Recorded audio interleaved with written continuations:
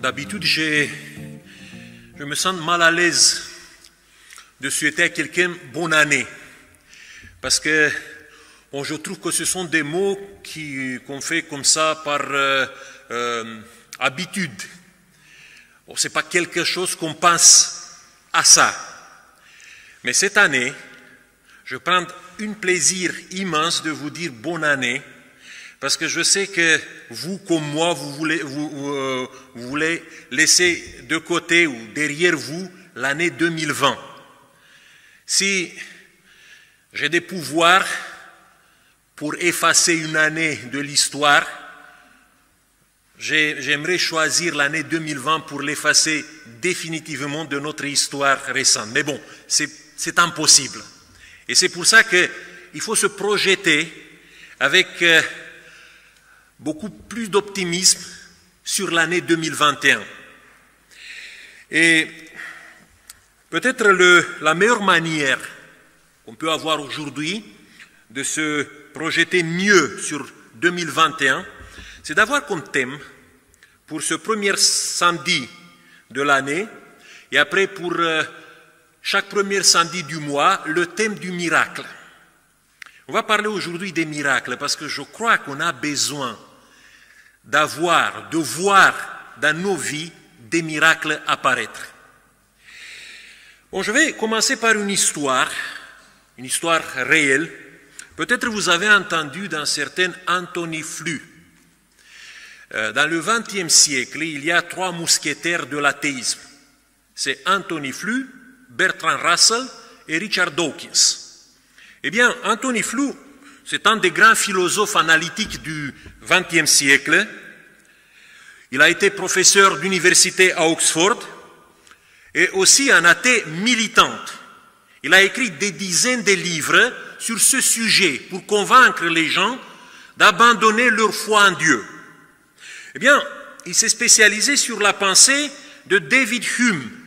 David Hume, était un philosophe écossais du XVIIIe siècle, c'est un des fondateurs de l'empirisme moderne. Il raisonnait ainsi, David Hume.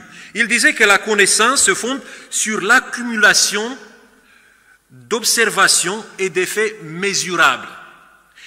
Et la conséquence de ce type de pensée, pour David Hume, était qu'il ne pouvait pas croire dans les miracles. Pourquoi? Parce qu'il disait le miracle, c'est un fait qui a très peu de témoins. Mais les lois universelles, les lois de la nature, nous sommes tous des témoins pour leur rationalité. Donc, si nous ne pouvons pas être tous témoins d'un miracle, dans ce cas-là, le miracle n'existe pas. Ou peut-être il existe dans l'imagination de certaines personnes.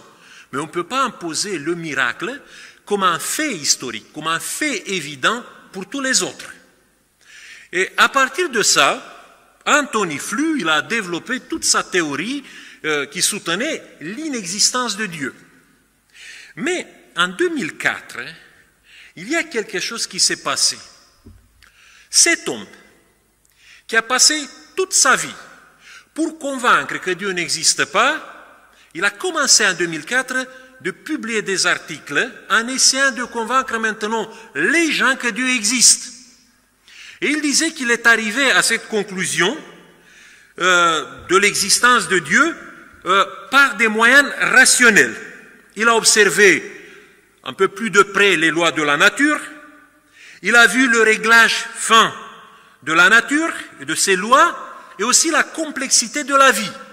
Et à partir de ces 3 éléments, il a postulé l'existence de Dieu. Bien sûr, ses amis en étaient furieux. Je vous ai dit, c'était un des 3 meilleurs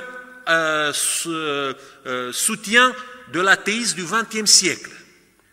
Mais ce qui a été pire pour tous les athées, c'était l'année 2007, 3 ans avant de mourir, quand il a publié un livre, que vous voyez la couverture ici, et le livre a été intitulé « There is a God ». Il y a un Dieu. Et dans ce livre, il a essayé de développer ces idées qu'il a découvertes vers la fin de sa vie de l'existence de Dieu, mais aussi il a pris parti du côté du christianisme, en essayant de montrer que le christianisme, c'est une foi qui se base sur des faits évidents. Eh bien, il a été traité comme un sénile, comme un abruti, comme quelqu'un qui est touché par la démence, par tous ses amis d'avant. Et 2 ans avant sa mort, dans un interview avec un très connu théologien chrétien qui s'appelle John Lennox, il a fait cette déclaration. Il a dit « Je me suis trompé sur Hume. Hume qui ne croyait pas dans les miracles. Tous mes livres devraient être réécrits parce que Hume ne croyait pas réellement aux causes et aux effets et ses arguments contre les miracles échouent. » Donc quelqu'un qui a passé toute sa vie pour renforcer son scepticisme, son athéisme, il arrive vers la fin de sa voie et il a déclaré qu'il n'est pas dément.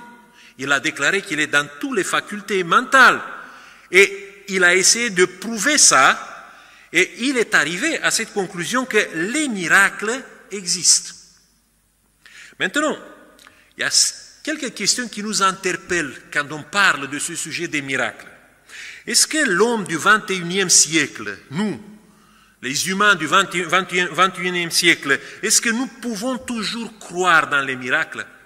Et peut-être une deuxième question que je peux soulever ce matin, et si nous croyons, parce que bon, on est dans une église, je crois que la plupart parmi vous partagent quand même la foi dans l'existence des miracles. Et si je peux croire dans les miracles, mais comment je peux interpréter, comment je peux évaluer les miracles et surtout les miracles de Jésus? Eh bien, pour répondre mieux à cette question, je vais vous dire qu'aujourd'hui, nous vivons quand même dans un monde qui est connecté à l'actualité du miracle, qui veut croire dans les miracles. Et regardez un petit peu qu'est-ce qui se passe dans l'imaginaire collectif. L'imaginaire collectif qui est alimenté par les films, par les livres qui apparaissent chaque année. Et quand vous regardez, quand vous étudiez un petit peu l'imaginaire collectif, qu'est-ce que vous voyez? Vous voyez une armée de super-héros qui sont équipés avec des super-pouvoirs, qui sont capables de résoudre les grands problèmes de l'humanité, qui débarquent chaque année. Le film qui a tenu la première place des box-office dans le monde entier, c'est un film de la série des Avengers, où il y a des super-héros à l'appel comme ça qui viennent et qui trouvent des solutions pour les grandes crises de l'humanité. Et quand vous regardez la liste avec les 10 box-office de toute l'histoire du cinéma, parmi les 10 films qui sont dans la liste des box-office, 7 sont sur le sujet des super-héros. Ça veut dire que nous avons une tendance de chercher le miracle pour des problèmes que nous ne trouvons pas des solutions faciles et simples, des problèmes avec qui nous nous confrontons chaque jour. On est disposé à penser qu'on peut un jour arriver à une solution avec le miracle. Deuxième élément qui me fait croire que nous vivons une actualité des miracles, si vous regardez de près le monde religieux et surtout le monde chrétien, vous voyez qu'il y a un renouveau qui se passe dans le monde chrétien. Et ce renouveau vient de l'évaluation ou réévaluation du miracle dans la vie du croyant. Le christianisme le plus fort, qui se répand le plus aujourd'hui dans le monde, c'est un christianisme charismatique, qui a à sa base la croyance dans des miracles ici et maintenant. Je ne fais pas une évaluation sur ces miracles. Je vous dis seulement qu'on a cette tendance de renouveler notre foi avec la foi dans les miracles. Et un troisième élément qui me fait croire que nous vivons et que les miracles sont toujours d'actualité, regardez notre christianisme. À la base de la foi chrétienne, qu'est-ce qui se trouve? l'incarnation de Dieu, non? La naissance de Jésus, la double nature divino-humaine de Jésus, la résurrection de Jésus et le retour de Jésus. Tous ces faits, comment on peut les définir? Ce sont des miracles. Vous ne pouvez pas expliquer l'incarnation de Dieu, comment l'infini devient fini. Vous ne pouvez pas expliquer la naissance d'une vierge de Jésus. Vous ne pouvez pas expliquer comment dans la personne de Jésus, il y a la double nature qui coexiste, l'homme et Dieu en même temps. Et vous ne pouvez pas expliquer la résurrection de Jésus. Quelqu'un qui a été prouvé morte sur la croix, quelqu'un qui a été mis dans le tombeau, après toutes les vérifications qui ont été faites, 3 jours plus tard, il ressuscite. Comment vous pouvez expliquer ça? Et surtout le retour de Jésus. Comment on peut penser, comment on peut croire, comment on peut espérer au retour de Jésus-Christ si nous ne considérons pas ça comme un miracle? Vous voyez, à la base du christianisme, à la base de notre foi, c'est le miracle. Si vous sortez la notion du miracle du christianisme, ça n'existe pas cette religion, ça n'existe pas cette foi. Qu'est-ce que c'est un miracle? Bon, aux premières vues, je crois qu'on peut donner, on peut croire que la définition est simple, mais ce n'est pas très simple. Si vous regardez les définitions que vous pouvez trouver sur le miracle, il y a au moins 4. La première définition, c'est le miracle comme un mythe. Bon, n'essayez pas d'être, ne vous effrayez pas par rapport à ce mot. Qu'est-ce que c'est un mythe? Un mythe, c'est une histoire qui peut être à la base une histoire réelle, mais qui a été chargée avec des éléments fantastiques. Et à un moment donné, on ne peut pas savoir la réalité des faits qui ont été à la base de la création du mythe. Et il y a un théologien comme Bultmann, par exemple, un théologien allemand, qui dit que le Christ de l'histoire et le Christ de la foi ne sont pas les mêmes. Et que c'est difficile pour nous aujourd'hui de savoir qui était vraiment le Christ de l'histoire, le Christ qui a vécu au 1er siècle. Ce que nous connaissons à travers les évangiles, à travers les miracles, c'est un Christ qui a été mythifié. Les miracles, ce sont des mythes qui ont créé, après, le personnage de Jésus-Christ qui est à la base de notre foi. Et c'est impossible pour nous de savoir comment Christ de l'histoire était. Ça, c'est une théorie. Une deuxième théorie, c'est les suspensions des lois universelles. C'était la théorie de David Hume. Lui, il disait que le miracle présume une suspension des lois naturelles. Et parce que les lois naturelles ne peuvent pas être suspendues, le miracle n'existe pas. Mais certains théologiens, ils ont pris cette idée, ils ont dit, pourquoi pas, Dieu ne peut pas suspendre les lois naturelles. Donc, pour créer quelque chose d'extraordinaire, Dieu peut suspendre pour quelques instants, quelques minutes, quelques heures, peut-être, il peut suspendre comme ça les lois de la nature.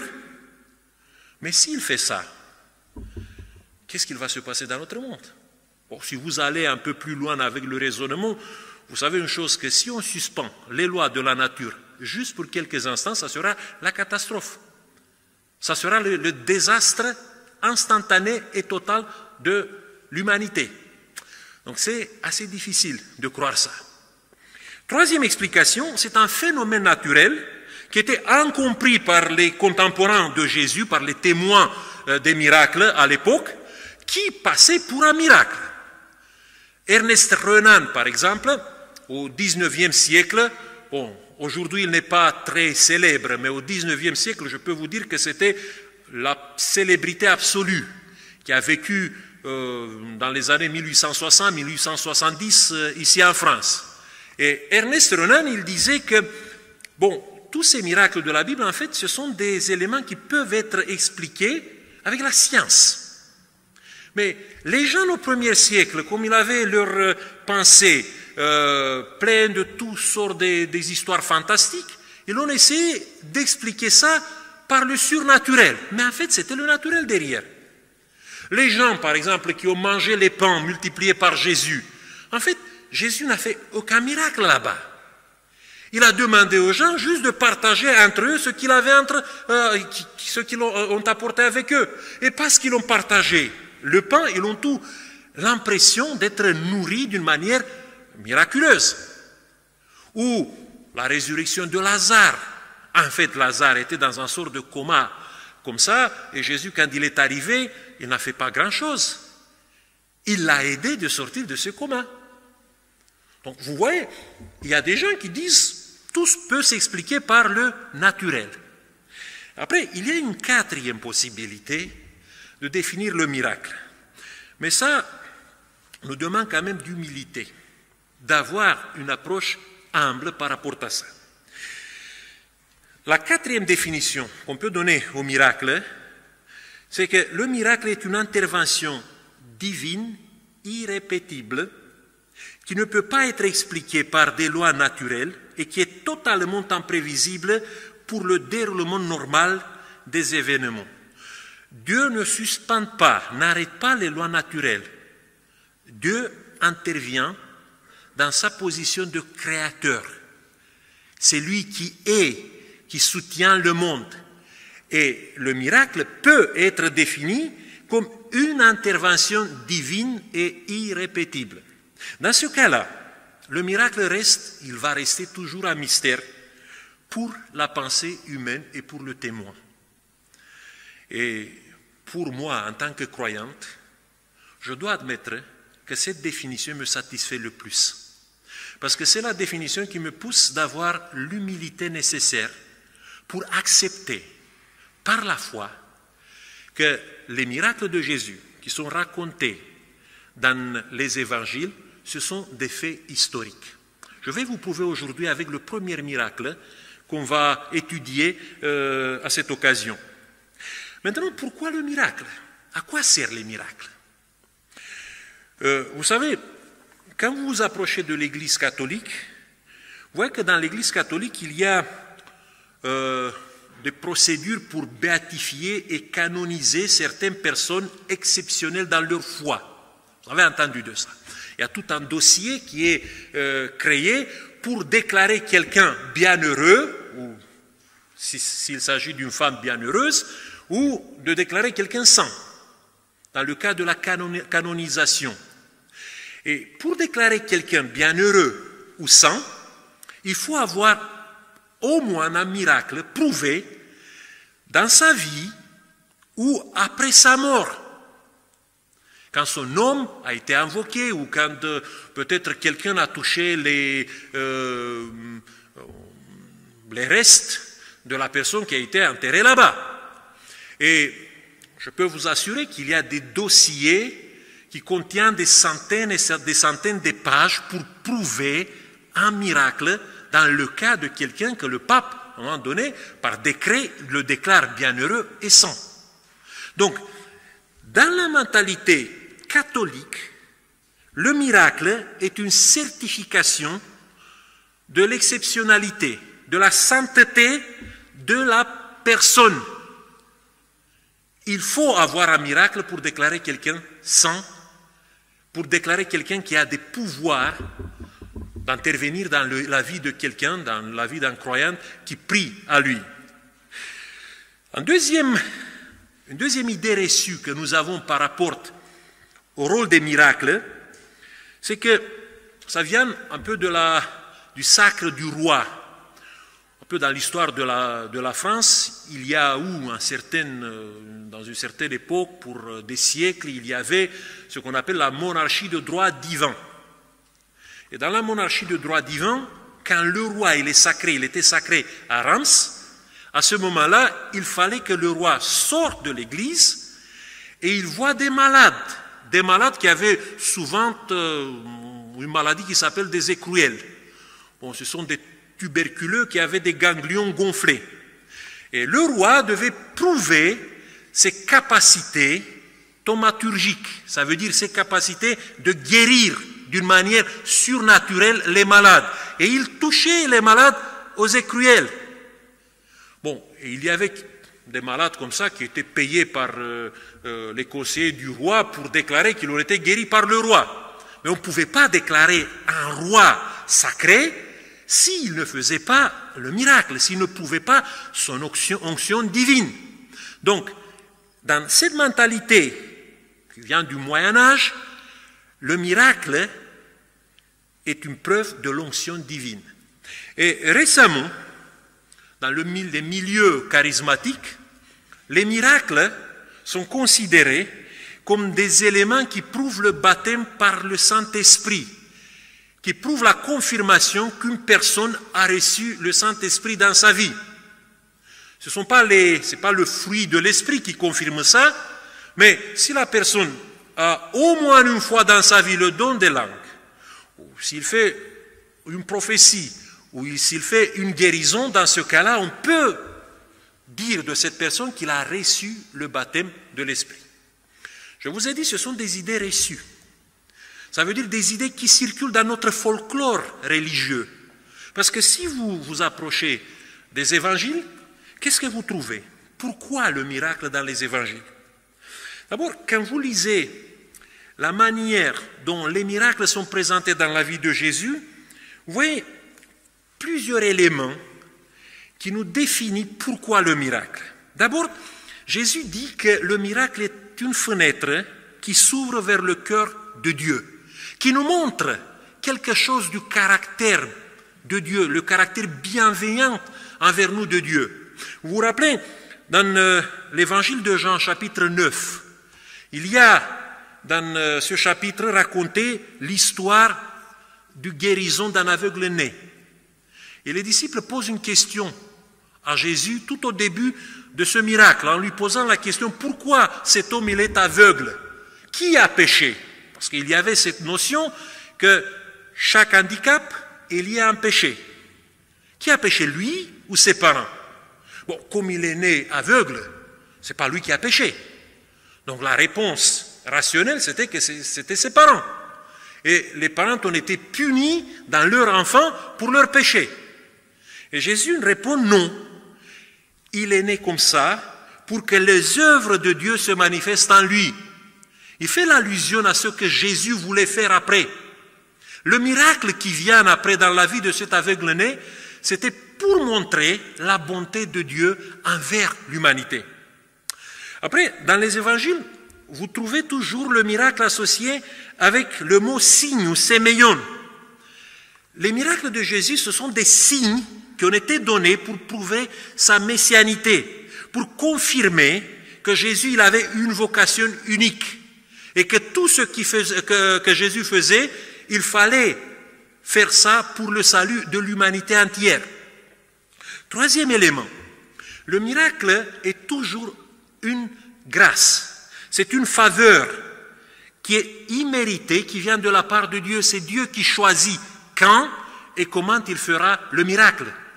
Ce n'est pas à nous de demander incessamment: Dieu fait un miracle, Dieu fait un miracle, Dieu fait un miracle. Et si je n'ai pas un miracle dans ma vie, je suis déçu. Ce n'est pas ça notre foi. Quand Dieu choisit de faire un miracle, c'est dans toute liberté, et il faut prendre ça avec l'humilité comme une grâce, comme une faveur imméritée totalement. Le fait que j'ai eu dans ma vie un miracle un jour, où j'ai constaté qu'il y a quelque chose de surnaturel qui s'est manifesté dans ma vie, ça ne me fait pas un sang. Il y a peut-être des milliers, des millions de gens qui n'ont jamais vu quelque chose de surnaturel d'une manière visible dans leur existence et qui sont peut-être plus sains que moi. Donc ne liez jamais la faveur que Dieu nous fait avec je ne sais pas quelle dignité supérieure que nous avons par rapport aux autres. Troisième élément pour expliquer le rôle des miracles, et ça c'est ce qui nous intéresse. Et c'est à partir de ça qu'on va faire pendant 7 mois, on va faire une analyse de plusieurs miracles tout le premier samedi du mois. Le miracle est une leçon spirituelle qui nous apprend à vivre mieux et qui remplit nos existences avec la confiance en Dieu. Et c'est à partir de ça qu'on va essayer de découvrir chaque miracle, qu'on va le présenter d'une manière très courte pendant cette période. Si vous allez dans les évangiles, il y a 35 miracles que Jésus a réalisés. Il y a 23 guérisons, 3 résurrections, 3 miracles alimentaires, 2 pêches miraculeuses et 4 manifestations diverses de ses pouvoirs. C'est difficile de les encadrer, ces 4 manifestations. Mais ce qu'on peut constater est qu'aucun miracle que Jésus a réalisé n'a été fait pour son bénéfice personnel. C'était pour les autres.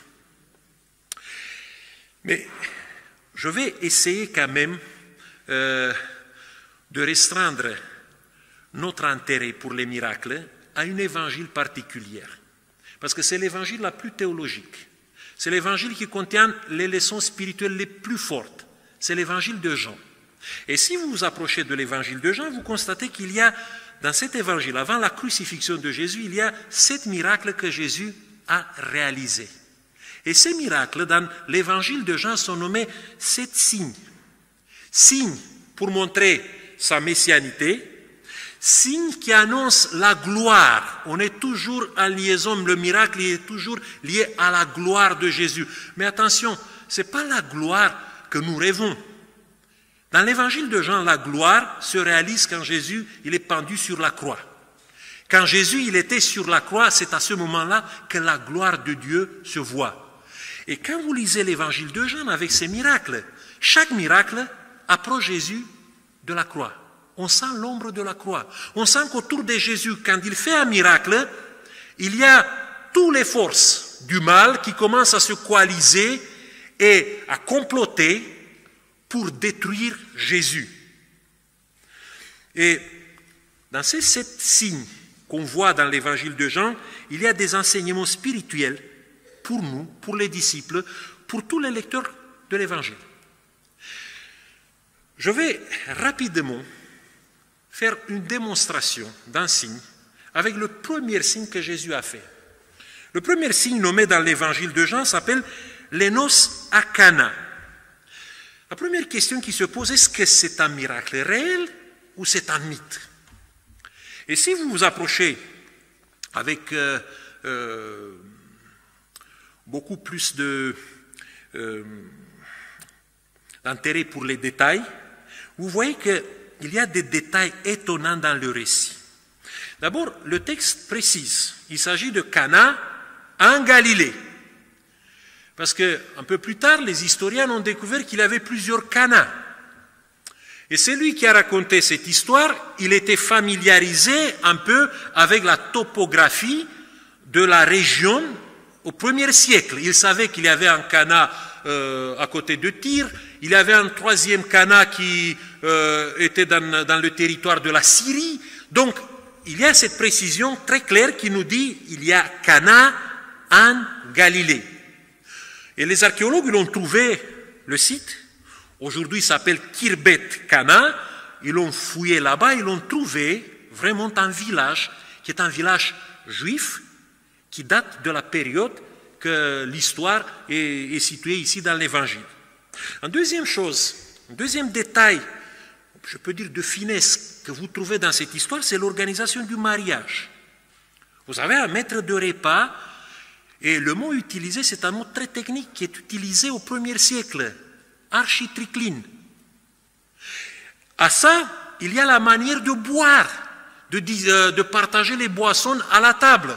On commençait toujours avec, vous savez, les boissons qui étaient non diluées, avec le jus de raisin, les boissons qui créaient quand même la joie parmi les gens qui étaient à la table. Et on finissait avec les boissons diluées. Vers la fin, on commençait à utiliser le vin un peu alcoolisé, mais on mettait de l'eau et ça le faisait peut-être une alcoolisation qui était à 2 ou maximum 2% de son alcoolisation. Et c'était comme ça que les noces se terminaient. Jamais on ne venait pas avec les boissons de fruits, avec les extraits de fruits pour les présenter au début. Et si vous regardez le texte nous rappelle ça.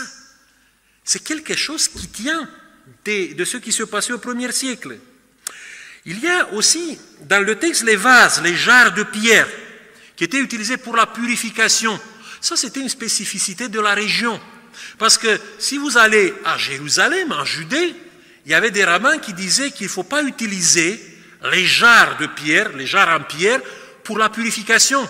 Il faut utiliser plutôt les vases d'argile. Mais ça, c'est condamné. Sauf en Galilée. C'est un détail qui nous montre que c'est lui qui raconte cette histoire, il était présent là pour voir qu'est-ce qui s'est passé. Et la manière de parler, vous savez, pour nous, ça nous paraît un petit peu déplacé. Nommer quelqu'un femme, ta mère femme. Qui dit ça à sa maman?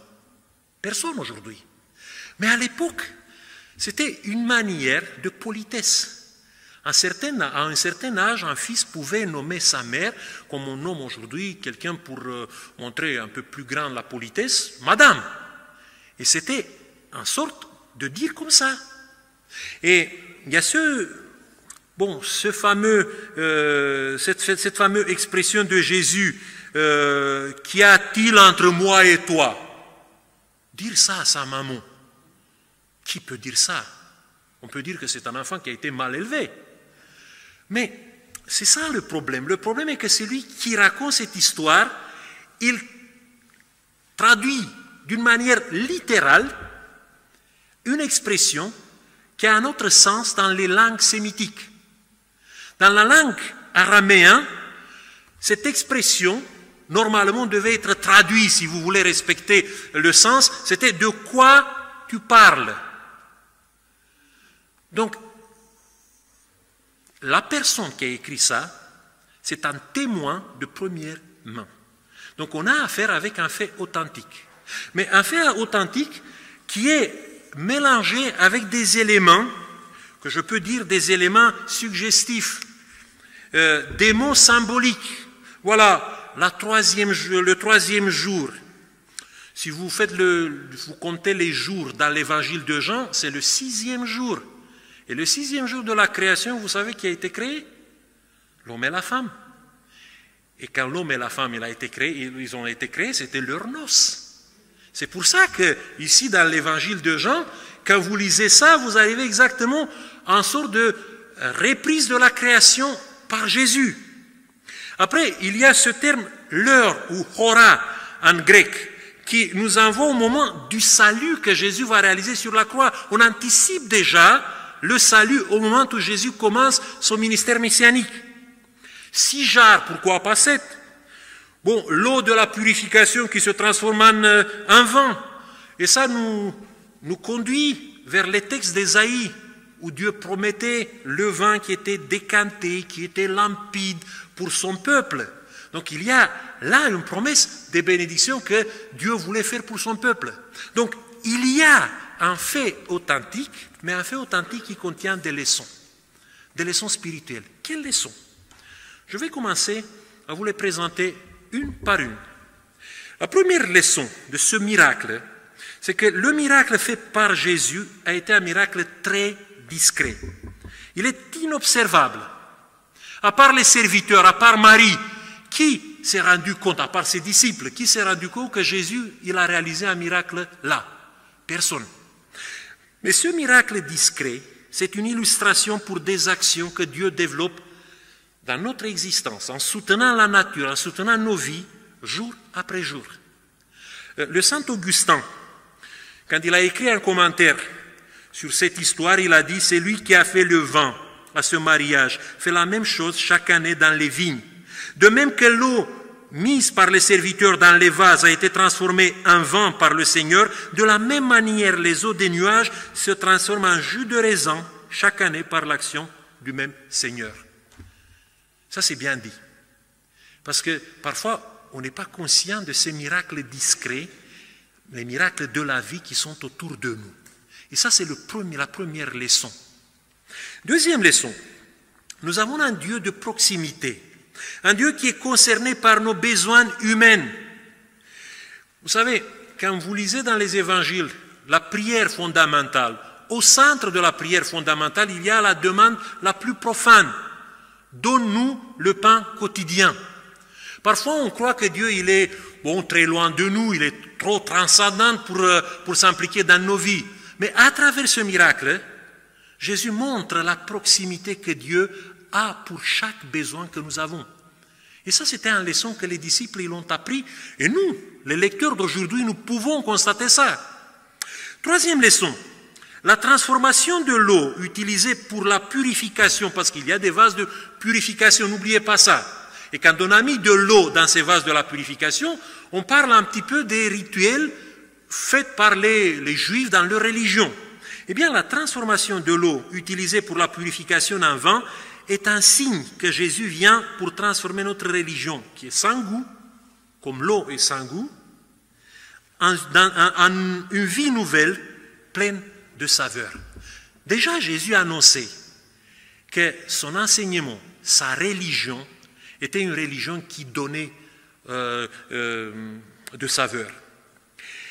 Quatrième leçon, le miracle est raconté toujours comme une anticipation de l'heure de Jésus, du moment du salut, de la rédemption. Chaque bénédiction que nous recevons aujourd'hui de la part de Dieu et que nous reconnaissons ça dans nos vies, c'est en fait une anticipation du grand festin. C'est une anticipation de notre salut final. Si vous identifiez ça dans vos vies aujourd'hui, et quand vous commencez à remercier à Dieu pour le pain, pour les petites choses que vous avez dans votre existence, rappelez-vous que tous ces éléments nous disent qu'un jour, nous serons sauvés pour toujours, pour l'éternité. Et tous ces éléments, ce sont des éléments qui nous apportent l'espoir. Et dernière leçon, qui est peut-être liée à ce qui se passe aujourd'hui. Si vous regardez un peu de près ces noces de Cana, vous pouvez constater une chose, que Jésus a sauvé par ce miracle toute une communauté humaine d'une catastrophe sociale qui l'a menacée. Bon, pour nous, les mariages aujourd'hui, ce sont des mariages privés, liés peut-être à une famille ou à deux familles. Mais à l'époque, un mariage se préparait de toute une communauté. Et s'il y avait quelque chose qui ne marchait pas, c'est toute une communauté qui faisait naufrage. Et quand Jésus il a fait ce miracle, il a sauvé toute la communauté du naufrage. Il a créé quand même, il a ressoudé, il a refait les relations dans cette communauté qui était menacée par la division, par la rupture. Parce qu'une catastrophe pareille pouvait envenimer, pouvait créer des disputes sans cesse entre les membres de cette communauté. Je crois que nous sommes aujourd'hui dans une situation pareille.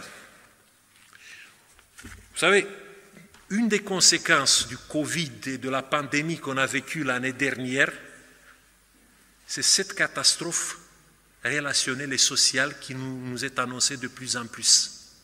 Parce qu'avec la distanciation, on a commencé peu à peu à vivre d'une manière solitaire nos existences, ou à vivre peut-être dans un cercle trop réduit.